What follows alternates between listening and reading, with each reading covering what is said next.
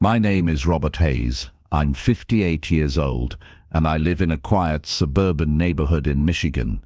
For the past 20 years, I've worked as a senior accountant at a small firm. It's not glamorous work, but it's steady. It's provided for my family, and for that I've always been thankful. I have two children, my 30-year-old daughter, Lily, and my 27-year-old son, Ben. They're my pride and joy, the reason I pushed through long, grueling workdays and sacrificed so much of my own happiness. You see, I grew up with very little. My parents struggled to make ends meet, and I swore to myself that my children would never know what it was like to feel that kind of deprivation. I worked hard. I didn't take vacations. I didn't splurge on myself. Everything I did was for them, so they could have opportunities I never had. I put their needs before mine, always. Lily, my eldest, always understood this. She worked hard in school, and I supported her dreams every step of the way. Ben, on the other hand, had been a bit more complicated. He wasn't as focused, not as driven as Lily. Still, I loved him just as much. I made sure he had the best schooling, the best opportunities. He wasn't perfect, but he was mine. Then came last Tuesday, when everything changed. I was sitting in my home office, just wrapping up some work, when my phone pinged. It was an email from Ben. At first, I thought it was just a check-in, or maybe a casual update about the wedding plans. After all, he had been engaged for almost a year. It wasn't uncommon for us to exchange a quick message or discuss details about the ceremony. But this time, it was different. The subject line simply read, "Wedding details, important." I opened it, expecting the usual family updates, but what I found was a gut punch I didn't see coming. "Dad, I hope you're doing well. I'm writing to let you know about the wedding plans. As much as I want you to be there, after a lot of thought, I've decided that the best way forward is for you to attend the ceremony virtually. I'll send you a link to watch the live stream. The wedding's just getting too big, and we've had to make some tough decisions. Please understand. I know this might hurt, but I think it's for the best. Ben." I sat there, staring at the screen for what felt like an eternity. My breath caught in my throat. Was this real? Did he really just say that? The wedding's just getting too big. What did that even mean? We've had to make some tough decisions. Tough decisions? Was this a decision he'd made without even considering how it might affect me? After all these years of sacrifice, of always being there when he needed me, this was how he repaid me. Tears pricked at the back of my eyes, but I refused to let them fall. I wasn't going to cry over this. I told myself I couldn't let myself fall apart. But in that moment, I felt something I hadn't felt in a long time: betrayal. Cold, bitter betrayal. I had put my life on hold for him. I worked hard so that he could have everything he needed, so that he could succeed in ways I never did. And now, on the most important day of his life, I was being pushed to the sidelines. I thought of all the hours I'd worked, the weekends I'd sacrificed, the family vacations I'd skipped so he could have the best education and the best future. And for what? So I could watch his wedding through a screen, a live stream. I closed the laptop, the weight of the decision pressing down on me like a heavy stone. My chest ached, and for a moment I could barely breathe. I sat there alone in my office, feeling more isolated than ever before. How could he do this? How could he treat me like this after everything I had done for him? I wanted to call him, to shout at him, to tell him how much he had hurt me. But I didn't. Instead, I just sat there, in silence. The quiet of the room was deafening. It was as though the whole world had stopped, leaving me with nothing but my own thoughts. In that moment, I realized something. Maybe I had been too much of a father. Maybe I had given too much. Maybe, just maybe, it was time to stop. I didn't respond to Ben's email right away. I didn't know what to say.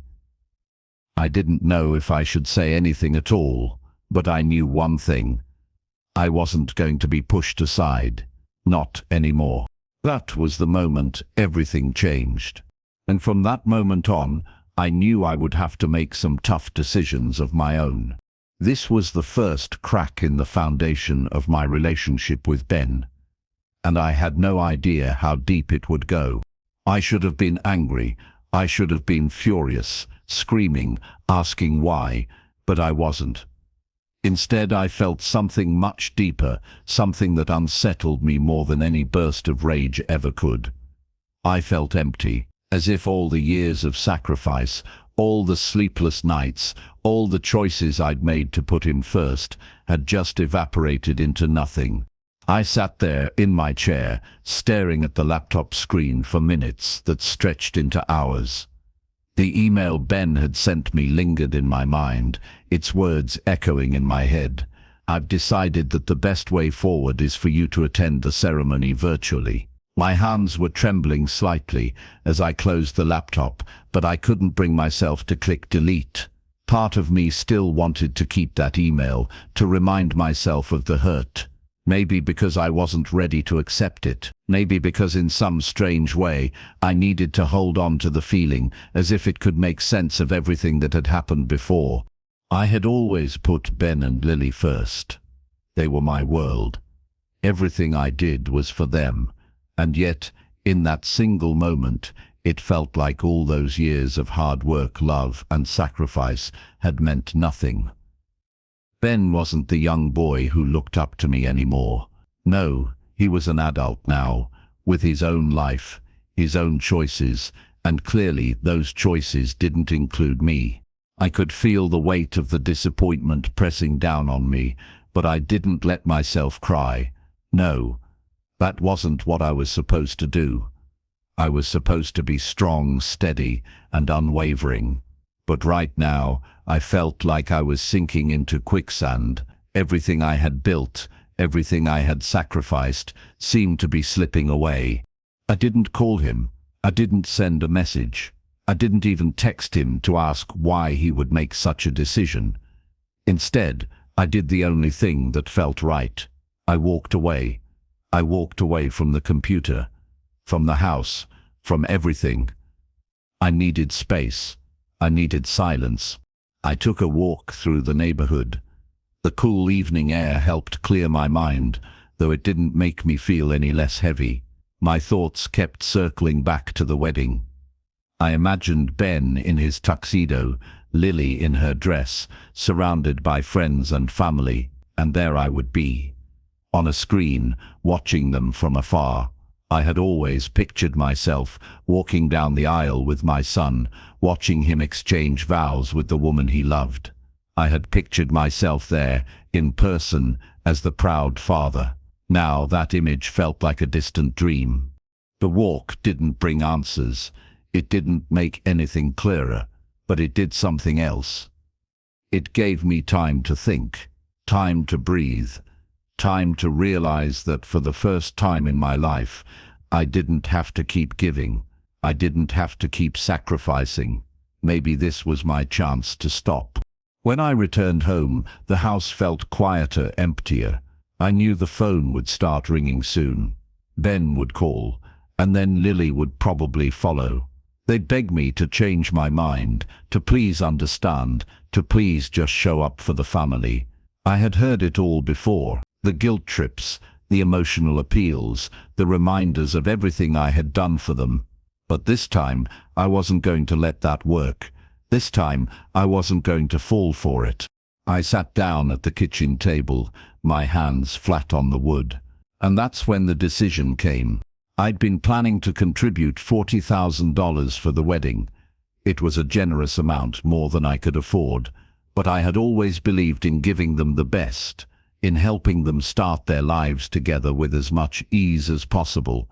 But now, I wasn't sure if that was the right thing to do anymore. I took a deep breath and picked up my phone. I opened the bank app. my fingers shaking slightly as I navigated to the wedding payment section. I could already feel the weight of the decision pressing on me, the heavy pull of guilt trying to drag me back into line. But I didn't give in. I tapped on the transfer button and cancelled the payment. In that moment, I felt something strange, relief. The burden that had been hanging over me for months, the pressure to fund a wedding I hadn't been asked to be a part of, was finally lifted. The weight that had been suffocating me, the years of trying to prove my love through actions, disappeared. I hadn't done this out of anger, but out of something more important, self-respect. For the first time in years, I realized I wasn't just a father. I wasn't just a provider. I was Robert Hayes, a person who had the right to choose what mattered to him. And for the first time in a long time, I was choosing myself. I didn't know what Ben would say. I didn't know how he would react, but I was no longer afraid of that. The years of putting him first had left me empty. It was time for me to fill my own cup. I didn't call him that night. I didn't text him. I didn't do anything. I simply went to bed. The weight of the decision still lingering in my chest, but no longer dragging me down. It felt like I had taken the first step toward freedom, though I had no idea what lay ahead. Tomorrow would bring whatever it would bring, but tonight I had taken control. For the first time in a long time, I was in charge of my own happiness. The morning light came too quickly. I woke up before my alarm, as I often did, but today it was different. The house was quiet, and it wasn't just because I was up early. It felt empty. I hadn't heard from Ben yet, and a part of me wondered if he was going to give me the space I had asked for. Maybe he was processing. Maybe he was angry. I didn't know.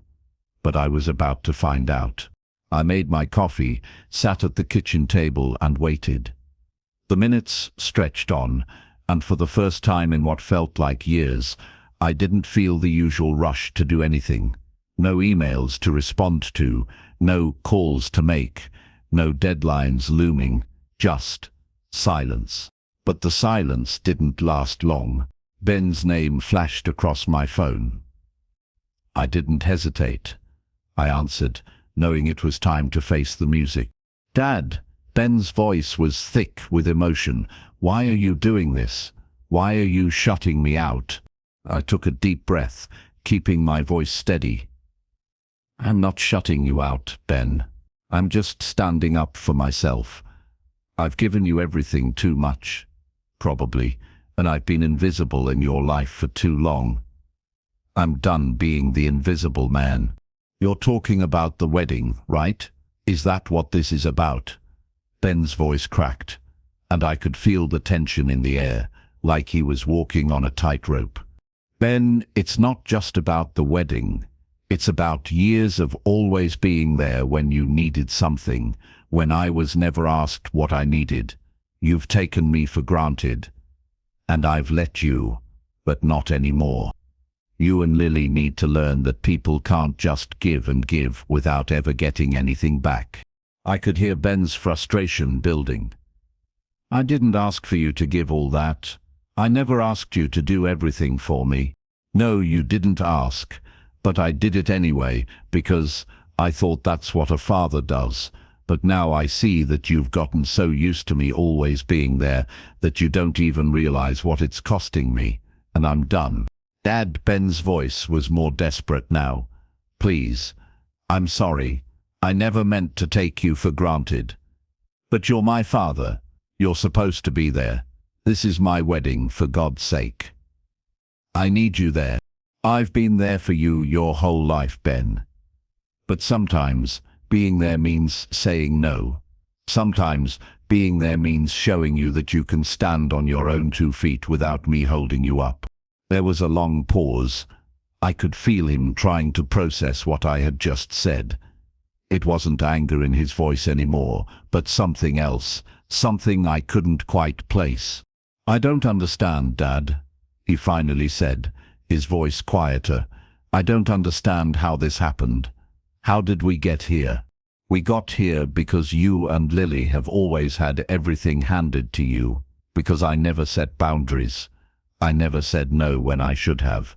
I thought that by giving you everything I was being a good father, but I was just making it easier for you to walk all over me. I could hear the frustration rising in Ben's voice again. You're my father. You're supposed to love me unconditionally. You're supposed to support me. I do love you, Ben, but love isn't about giving everything until you have nothing left to give. Love is about respect, and respect means knowing when to say no. Dad, I don't know how to fix this, he said, his voice cracking again. I don't know what to do. You can start by respecting my decision, I said firmly. This is hard for me too, Ben, but I can't keep being the one who sacrifices everything. It's time for you to learn to stand on your own. I hung up the phone without saying goodbye.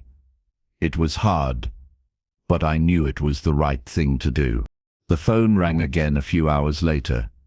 This time, it was Lily. Dad, please, just talk to me, she said immediately, her voice calm but with an undercurrent of frustration. What's going on? What happened between you and Ben? This isn't like you.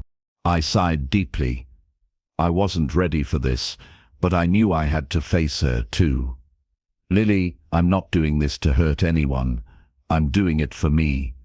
I've been giving for years without ever asking for anything in return. I'm done being the one who always gives. You're not making any sense, Dad, she said, trying to understand. We've always relied on you. You've always been there for us. You're the foundation of our family. No, Lily, I've been the one holding the foundation together while everyone else has been building on top of it without ever checking in with me, I said, my voice growing more firm. I've been invisible in your lives, and I'm not going to do that anymore. I'm not going to let you and Ben keep treating me like I'm nothing more than a resource to be used. There was silence on the other end of the line, and I could almost hear her trying to figure out what to say. When she finally spoke again, her voice was softer. Dad, I never meant for you to feel like this. We've always depended on you. I didn't know you felt like this. Well, now you know, I said gently. It's time for you both to realize that I'm not just here to be your safety net. I'm here to be me, not just a father who gives everything away and gets nothing in return. Lily didn't respond immediately. Instead, she sighed, and I could hear the faintest tremble in her voice. I didn't know, Dad. I'm sorry, but please, just don't leave. We still need you. I'm not leaving, I said. But I need you both to respect me. Respect my decision. We ended the call with a quiet, unspoken understanding between us. I wasn't sure if she fully understood what I was saying, but I knew this was a necessary step for both of us. The consequences of my decision were beginning to unfold. Ben was angry. Lily was confused, but both were feeling the weight of what I had done. And for the first time, I didn't feel the need to make it better. This was their lesson to learn, not mine. I had taken the first step toward freedom, and even though the road ahead was uncertain, I knew that I had to keep moving forward. I was no longer the man who gave everything away until there was nothing left for himself. I was no longer the invisible father. I was finally, at long last, choosing myself. The consequences of my decision were beginning to unfold. Ben was angry. Lily was confused. But both were feeling the weight of what I had done, and for the first time, I didn't feel the need to make it better. This was their lesson to learn, not mine. I had taken the first step toward freedom, and even though the road ahead was uncertain, I knew that I had to keep moving forward. I was no longer the man who gave everything away until there was nothing left for himself. I was no longer the invisible father. I was finally, at long last, choosing myself. Days turned into weeks, and the silence in the house lingered. Ben didn't call again. Lily reached out a few times, but each conversation felt distant, like she was still trying to understand what had happened, but couldn't quite find a way to make sense of it. I didn't blame her. It wasn't easy to change a lifetime of behavior for either of us. But as time passed, I started to notice something new. Something freeing. I woke up each day, not feeling burdened by the weight of expectations. I wasn't checking my phone every 5 minutes for calls or messages that required immediate responses. I wasn't spending hours thinking about everyone else's problems or putting my own dreams on hold. I was living my life, and I was living it for me. I had always been the father, the provider, the one who put others before himself. But now I was the man who enrolled in a painting class, the man who picked up a book without guilt, the man who began reconnecting with old friends. I found joy in simple things. Walking in the park, enjoying a cup of coffee in the morning without rushing off to solve someone else's crisis. It was like I had been in a fog for years, and now I was seeing the world in full color again. One of the most surprising things was that, despite everything, I didn't feel bitter. I didn't feel angry at Ben or Lily. Yes, they had hurt me, but I realized that I wasn't going to carry that hurt with me forever. I wasn't going to let their choices steal my peace. I had learned to let go, to embrace the idea that I was allowed to have my own life, even if that meant stepping back from theirs. It wasn't until nearly a month later that Ben reached out again. The message came in the form of a short text, just 4 words. "Can we talk, Dad?" I stared at the message for a long time, not sure how I felt about it. But then, after a few minutes, I responded, "Sure, I'm free tonight." That evening, Ben showed up at my door. His expression was different from the last time I had seen him. The anger was gone, replaced by something softer, regret, maybe, or guilt. But there was something else too, something I hadn't expected: vulnerability. We sat down, not in the kitchen this time, but on the couch. He didn't start with a plea, didn't beg me to change my mind. Instead, he just sat there, silently, his hands clasped together. "I've been thinking a lot about what you said," he began quietly. "And I get it now, Dad. I see it. I see how much you've given, how much you've done. And I don't think I ever understood that before. I thought you were just supposed to be there. Always. And I took that for granted." I nodded, letting his words settle between us. I wasn't going to say, "I told you so." I wasn't going to rub his face in the reality of what he had done. Instead, I just listened. This was his moment, not mine. "I was selfish," Ben continued. "I thought everything would always be okay as long as you were there to fix it. But that's not fair to you. It wasn't fair to ask you to sacrifice everything for me, for us, and I'm sorry." It felt like the weight of the last month, of all the years I had spent putting my needs aside for others, was finally being lifted. I didn't have to hold on to the anger anymore. I didn't have to make him pay for the hurt. In that moment I realized that forgiveness didn't have to be for him, it was for me. "I forgive you, Ben," I said softly, my voice steady, "but you have to understand that I can't go back to being the person I was. I'm choosing myself now, and that's not selfish. That's healthy." He nodded, looking down at his hands for a moment before looking up at me. "I get it. I do.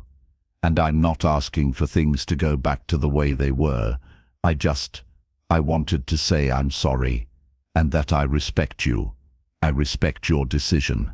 There was a quiet pause between us. But this time, it wasn't uncomfortable. It wasn't filled with guilt or anger. It was just peace. The days that followed felt different. Ben didn't try to fix things. He didn't try to convince me to attend the wedding. Instead, he made an effort to show me respect. He called occasionally, but not with an agenda. Lily also reached out, but again it wasn't with demands. It was with understanding. I still didn't attend the wedding. I watched it from the comfort of my own home, as I had decided. But as I sat there, watching my son exchange vows with the woman he loved, something shifted within me. There was no bitterness. There was no anger, just a quiet acceptance that this was where I was meant to be, and that I had made the right choice. I realized that I wasn't missing out on something. I had gained something instead. My own life, my own sense of peace. And that was worth far more than any wedding I could have attended. When Lily emailed me one final time asking for forgiveness and help with the wedding, I realized something. I wasn't angry anymore. I wasn't sad. I was just done. Her words felt hollow to me now, like a distant echo of what used to matter. The desperation in her tone was gone, replaced with something that felt more like obligation than emotion. And in that moment, I knew that the person I had been, the one who would have dropped everything for them, was gone. I didn't reply. I didn't need to. I had nothing left to give. Not to them. Not in that way. For the first time in my life, I was free. Free from the expectations, free from the guilt, free from the constant emotional toll of being the man everyone leaned on. I was free to be me. As I sat back in my chair, I thought about all that had happened. The pain, the betrayal, the decision to walk away. It had all led me here, to this moment of quiet, unshakable peace. I had finally chosen myself. And in doing so, I had given myself the one thing I had spent years denying, a life of my own. And it was more than enough.